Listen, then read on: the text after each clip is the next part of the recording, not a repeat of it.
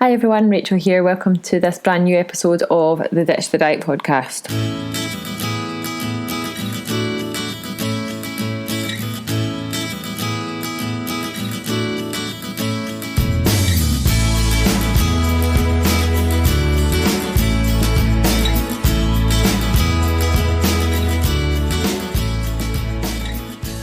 If you're a brand new listener to the podcast, a very warm welcome. This podcast is a companion to the Ditch the Diet Academy, and if you would like to learn how to quit yo-yo dieting and learn how to improve your relationship with food again, then you're in the right place. We have tons of episodes, so make sure you hit the subscribe button so you can go back and choose which ones that you want to listen to. If you're a long-term listener, thank you very much for coming back. I really appreciate that you're here. And I've got a great episode for you today. So in today's episode, I am welcoming back dietitian Kerri Major. If you remember, we had an episode about the truth about protein. Well, this one is a follow-up to that episode, and today we are talking about the truth about carbs. Carbohydrates are something that get a really bad rap sometimes, so we are clearing up some of the myths and giving you the truth about carbs. I hope you enjoy it. Okay, welcome back, Kerri, to the podcast. Thanks for joining me again. Hiya. Let's get a little bit, if this is the first time you've listened to the podcast, you'll have missed Kerri's first episode where we talked about protein, so I'll link to that in the show notes. If you haven't already listened to that one, then you can go ahead and listen to that after this one. But for those that are brand new to the podcast, Kerri, can you tell us a little bit about yourself, what you do, and yeah. Sure. Thank you for having me back. So my name is Kerri Major. I'm a registered dietitian and I currently work within the NHS. But I also part-time do or freelance on the side doing sports nutrition, and I'm also a personal trainer. Excellent. Loads of plates spinning there. How do you manage them all? Yeah, a busy person. Yeah. So we're going to talk today about the scary carbohydrates that everyone's a bit frightened of. So scary. Yeah, not so scary. Shouldn't be. So let's start off talking about what exactly carbohydrates are, and what, why we need them and what the benefits of them are. So I'll give that over to you. Yeah, sure. So carbohydrates are what we would consider as another macronutrient. So we mentioned that in the protein podcast as well. So it's another one of the macronutrients in the diet. And I said in that one as well that macro just really means big. So it's one of the big nutrients that we need to make sure that we are taking in our diet every day in order to keep us healthy. So carbohydrates themselves, or macronutrients, themselves actually are nutrients that all provide the body with energy. So that's your protein, carbs and fats. But each of them also have another role usually of their own, or a number of other roles of their own as well. So when it comes to carbs, though, what I would say is that the biggest role of it, though, is actually just giving the body energy, but it does do other things, or the food sources that you get from it actually do other things in the body as well, depending on what types of carbohydrates that you take. But it is the main source of energy that our body wants to use, and it's the most preferable source of energy that our body wants to use. So I think with regards to, you mentioned about like scary carbs, that's probably one of the things that I always emphasize to people, is that they shouldn't be feared. They are something that our body needs every day. It's actually a form of energy. So carbohydrates are things like your bread, rice, potatoes, pasta, cereals, and that's what we call complex carbohydrates. So complex carbohydrates are ones that are actually, they're, another name for them are polysaccharides, and polysaccharides just means many sugar units, attached together, and it just means that our body takes a little bit more time to digest them and break them down, which gives us a slow release of energy. So all carbohydrates, so complex or simple, that's the two different kind of main types that it's probably best touching on, are eventually broken down into sugar, and sugar is what we use for energy. When it's broken down, it's taken into all our cells so that we can keep going through our day.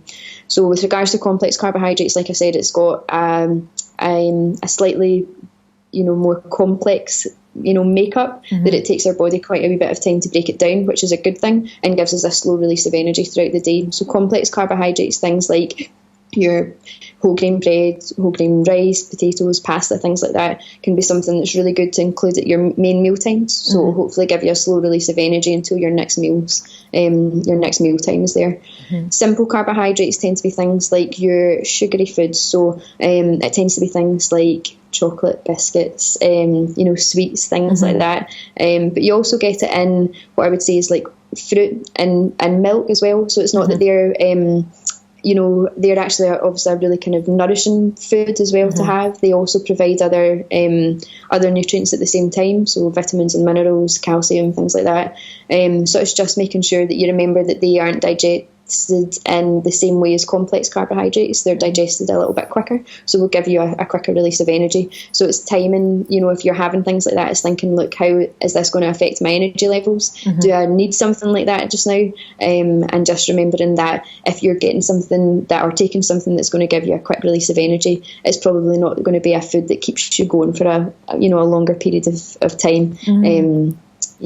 That's interesting. Yeah, that's interesting. I didn't put this in our outline, but it's just sparked a memory for me that it is something that I get asked frequently, is that people tend to be quite scared of fruit these days. I don't know if it's like a certain diet that's like demonizing fruit, but what is this with people asking me, should I be avoiding fruit? Absolutely not. Yeah, no.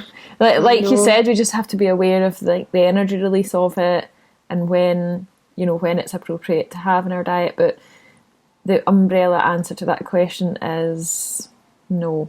We shouldn't be avoiding fruit. Fruit is brilliant. I've been in the same situation as you, where people have thought that they need to take it. They need to exclude fruit from their diet because it contains sugar. Sugar isn't bad. Sugar is actually what, like I said, carbohydrates are broken down to in order to give us energy, which is what our body needs to keep going. All our organs need to keep going. So we store energy actually in what's called glycogen stores, and that's stored in our liver and our muscles. So if you, for example, think overnight, if you're sleeping and you're not having anything to eat, your body is breaking down these glycogen stores in order to keep your heart and lungs and everything going, keep your brain and everything functioning well. So you need, during the day when you're a bit more active and actually burning up a bit more, you need to top up these stores, and that's why we need to eat during the day. So it's so important. And where the fruit thing comes from, I have no idea, and I think it's probably one of the most frustrating diet culture things that have come out over like the last wee while, because fruit's great. It's got, it's not just giving us energy, but it also gives us lots of fibre and things as well, which is really good for our gut health, but it also gives lots of vitamins and minerals, which is really important for how we digest food, our immunity, and so fruit is good. It's just, I think, probably for people that maybe need to be thinking either about eating the right portion sizes of it. But a lot of people in the UK, like the statistics are quite bad. A lot of people in the UK aren't really eating enough fruit and veg, or aren't hitting the target of the 5 fruit and veg a day. So we actually probably need to be doing a little bit more. So don't be worried about the sugar content in it. It's just being mindful of portion sizes and trying to get a variety in there. Yeah. Excellent answer. I'm so glad that you put it so simply there. So if anyone asks me that question, I'm just going to direct them to this episode. So this is a question from a listener, and it's just a really simple 5-word question. Will carbs make me fat? That's another thing you hear a lot, isn't it? Yeah, absolutely not. So kind of what we touched on in the protein podcast and things as well is that it doesn't come down to the nutrient really that you are eating. It more comes down to the amount of calories that you're eating per day. So it's if you're looking to lose weight, you're looking to try and get yourself into this calorie deficit a day of probably anything between 400 to 600 calories a day. I would say is a sustainable way to lose weight. I'm not someone who's kind of big on calories at all. I actually don't promote people counting them. It's more that I think a lot of people need to be more mindful of their portion sizes. So carbs, if we go back to that, is that it's not actually a carbohydrate that is going to be making people put on weight. It usually tends to be the portion sizes in which they consume. So because carbohydrates tend to be, or like I said, our most preferred source of fuel, and usually tend to taste really good, we are it's really easy for us to overeat. So the example that I often give is that a lot of people will maybe try and have, for example, maybe for an evening meal, a bowl of pasta. and maybe just put a sauce or something of it or over the top of it. But a lot of people don't think, look, I actually need to maybe get a bit of protein in there, so am I putting some kind of meat or something through it? Am I putting some vegetables through it? Rather than actually just having, a carbohydrate food and just, and that's it at a main meal. It's really easy for us to do that because they do taste really good, and it's really easy to overeat. That's so a portion size, the often way that I tend to describe or tend to give like a handy measure is maybe around about the size of your fist for a carbohydrate portion size. Now, how much, that doesn't mean you just need to eat one portion at your mealtime. It just, again, all depends on how active you are. So, but it hopefully might give someone an idea that an average portion size might roughly be about the size of your fist, or have a wee look at the back of a packet and it'll tell you what the weight is in grams of a rough portion. So it might just help to have a look at that and see how much you're actually eating. So it's not the carbohydrate itself, it's more, for a lot of people, they maybe need to think about the amount that they're actually eating, or maybe the type of carbohydrates that they're eating as well. So are they trying to fill themselves up with the complex carbohydrates that I mentioned at the beginning? So that's going for your bread, rice, potatoes and pastas, things like that, and going for the whole grain varieties of them if possible. So that's going to be giving us the extra fibre we need in there in order to keep us going for that little bit longer and also promote good gut health. Or are people kind of choosing the more simple carbohydrates, which are ones that are going to give us a really quick release of energy and not keep us going for very long, and it means that we'll need to eat again a wee bit further down the line. So I think a lot of people, when I portion out a carbohydrate portion for someone to actually show them, sometimes we do that. We just show people visually what a portion or a serving looks like. Like, even I'm shocked by it. I'm like, whoa, really? Is that it? I know. But actually, when you go to eat it, you still feel quite full. Absolutely, and it's actually something that I often bring up with clients that I'm seeing as well, is that I remember going through it when I was going through uni. We had to do like a week where we had to weigh out everything that we were eating, just so that we could get an awareness of what a portion size looked like. And I used to be someone that had got my bowl of cereal in the morning and just poured a big massive bowl of it. And I remember roughly a portion size of cereal, if you think about it, then is going to be like either the size of your fist, or if it says on the back, depending on what the cereal is, maybe like 30 to 45 grams or something. And I remember this morning I weighed out 92 grams worth of cereal, and I definitely did not. That's like 3 times the one portion size, and I did not need that at that time in the morning. And I just remember thinking, oh my god, like, if I was someone at that point who I was quite active, I probably needed enough energy to keep me going throughout my day. But it just made me totally more aware of, I'm actually having 3 times what one portion size is here. And really, what am I actually consuming at the rest of my meals? Am I overeating on portion sizes then as well, just because I didn't have any awareness of what a portion size actually looked like? That is quite interesting. At home a bit. And they are much easier to overeat just because they do taste like there's so much more, I don't know, physiologically satisfying than like a chicken breast or a bowl of chickpeas. I know. And I think it's keeping that in mind, that's like, we get enjoyment from carbohydrates, and I think that's one of the things that makes me so sad when I hear people are cutting them out. One of the first things that so many people say is that they feel obviously a dip in energy, or they get a sore head, and like I said right at the beginning, carbohydrates are the first form of energy that your brain uses, so no wonder that you probably have a sore head if you've cut them out.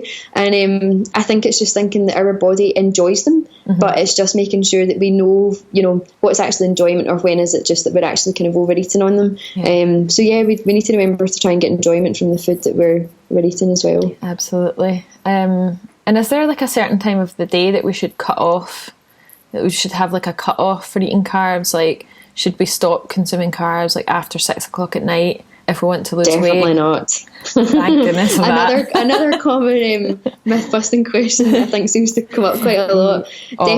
Definitely not. I think this myth kind of comes from the idea that people think their metabolism maybe slows down a little bit overnight, which it does, because you need to remember that your body is going into a kind of resting state then, so you don't actually, your body doesn't need to be metabolizing as much of its energy that you've been given it, or it has in its stores, because your body's not moving around because you're sleeping. But your metabolism never actually stops, because like I said a wee while ago, your body still needs to keep burning up some of its glycogen stores, so that's your carbohydrate stores in your body, so that you can keep your heart and lungs, your brain and everything going as you sleep. So your body's obviously still needing to keep going. So after a time of night, it's not actually to do with anything.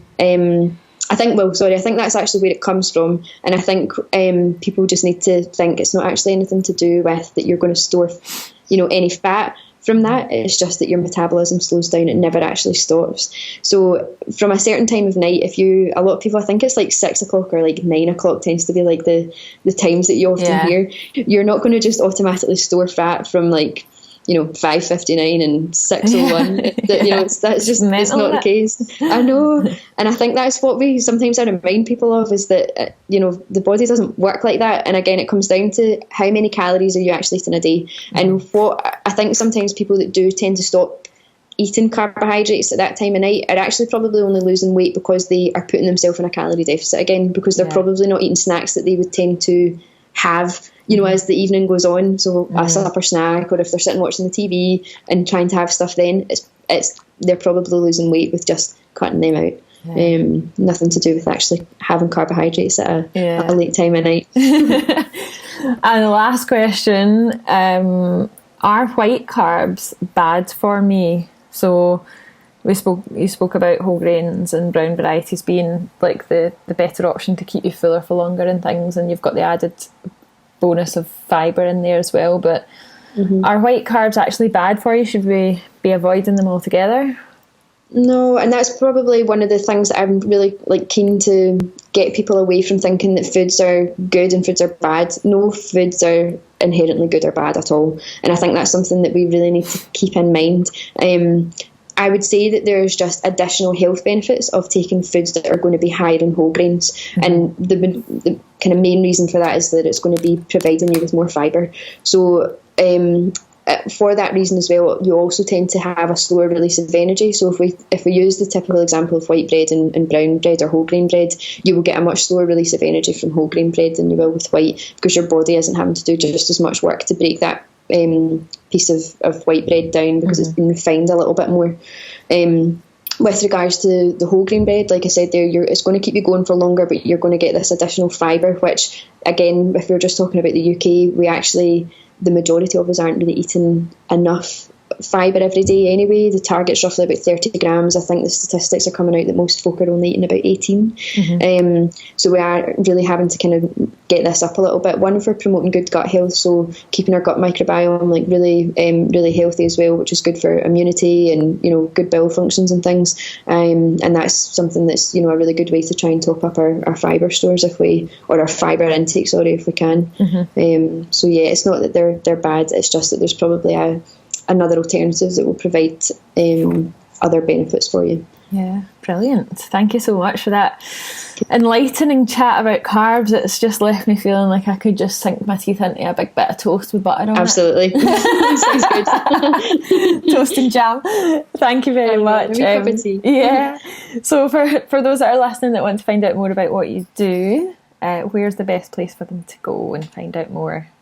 Yeah, sure. So I'm probably most active on Instagram, which is the Dietitian Kitchen is my name on there. And I've got a Facebook page that I post similar on the same name actually as well. So that's the kind of two places to find me, the Dietitian Kitchen. Brilliant. Thank you so much. And I'll put all of those links and everything that we've spoken about today into the show notes, so you can scroll down and wherever you're listening to, click the links. Make sure you do, because there's loads more information that you can find out from the links there, so don't just go away. Make sure you go and have a little read.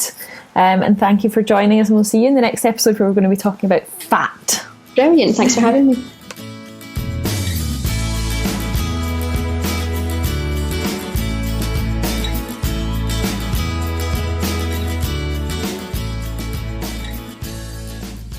Thank you so much for listening to this episode of the podcast. I hope you've enjoyed learning a bit about carbohydrates today and learning the truth, so that you can go and enjoy your carbs again if you've cut them out. Hopefully not though. So yeah, thank you for being here. Thank you for listening. And don't forget to subscribe if you enjoyed today's episode. Please don't forget to leave a review on Apple Podcasts if that's where you're listening from. It really makes a big difference to help get the podcast out to more people, and it only takes a few seconds, and I really appreciate it. Before you go, that you do that. Any links that we talked about within the podcast today are in the show notes. Just scroll down on whichever device you're listening to. and you'll find some clickable links there. Thank you so much. We'll be back again very soon for the final instalment of this little mini series with the truth about fat, so look out for that one in the next few weeks. Thanks for listening, and I'll see you soon.